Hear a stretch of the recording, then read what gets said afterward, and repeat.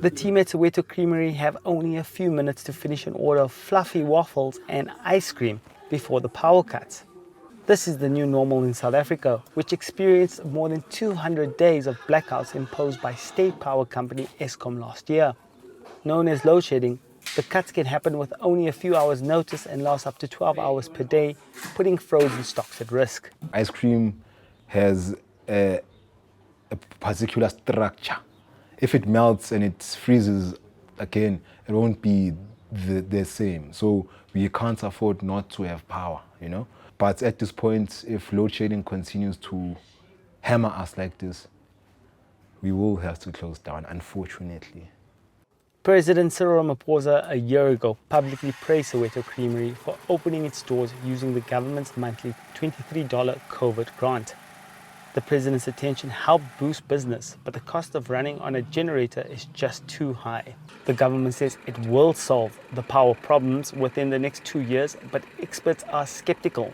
But unfortunately, the sad reality is, according to my projections, that load shedding is projected to double over the next 5 years and not be resolved within 5 years, but actually double and come to a peak in 5 years' time. And only now that things are already coming to a head and pretty much the system is breaking, are we seeing the government now making moves and making steps in the right direction of writing up the legislature that would oversee the unbundling of Eskom and independent power producers coming onto the grid.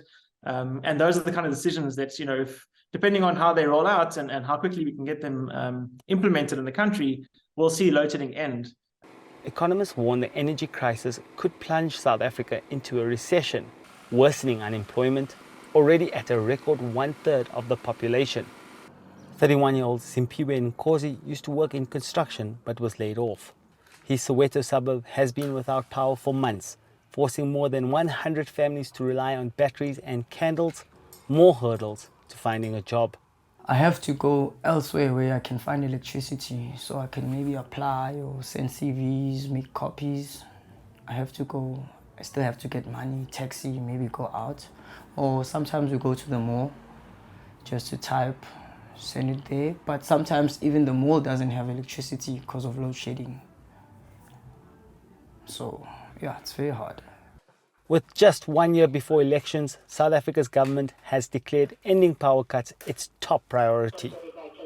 But it's a promise the ruling African National Congress Party has been making for nearly a decade, and South Africans are losing patience.